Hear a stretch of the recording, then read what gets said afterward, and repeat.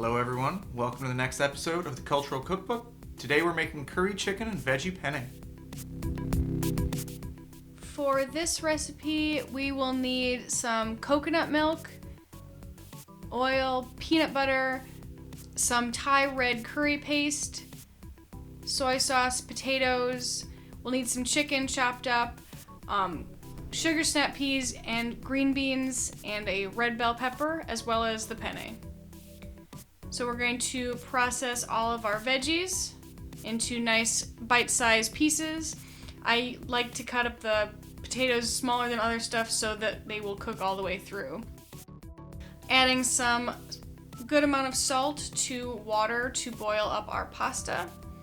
And you can get this started while you get other stuff going so that it will be finished when the other things are done sauteing.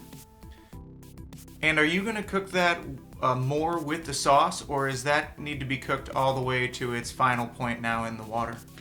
For this recipe, we are going to cook the pasta all the way to your preferred doneness. So I like my pasta a little bit on the al dente side, a little bit chewy, but you should cook it however you like your noodles to be eaten. So while those noodles are cooking, I heated up a skillet with some oil in it and am cooking down the pieces of chicken. I used chicken thighs that I deboned and cut up into pieces, but you could use chicken breast or anything else like that. And while that was going, we drained our pasta because it got to the finished point. To that chicken, once it's pretty much close to being done, I'm adding the soy sauce and using that liquid to scrape up any delicious bits that got stuck to the pan, and then adding in the coconut milk.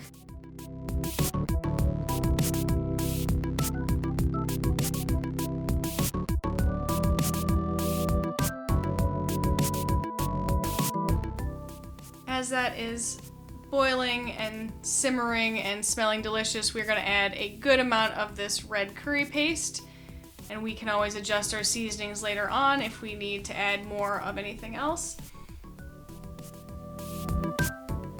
And in goes our peanut butter.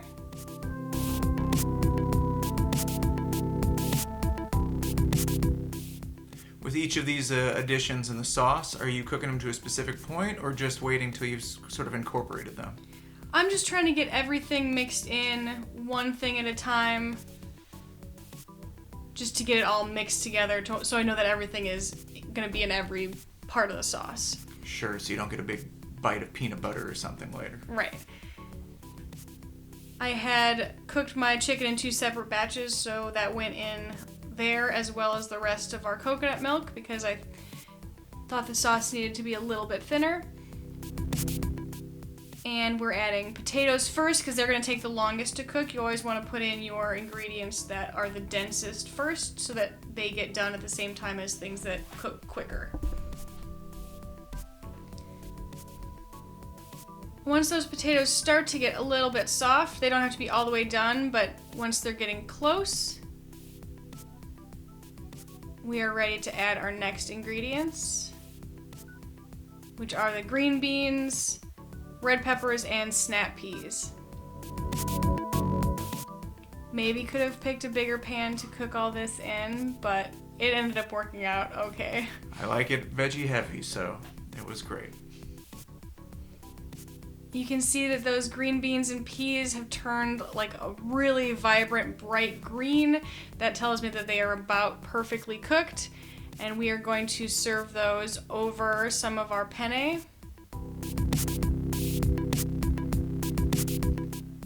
Now, we don't make too many curry dishes, but I do love a good Thai-style curry, and the peanut butter was a great addition, though. If you have an allergy, you could probably make substitution or leave it out with the coconut milk and the curry flavor. I think it'd be great. But it was really tasty, a little bit tangy, definitely a little bit sweet from the peanut butter and the coconut milk, and all the veggies made it feel like it had a great amount of body. So we'll definitely revisit this one.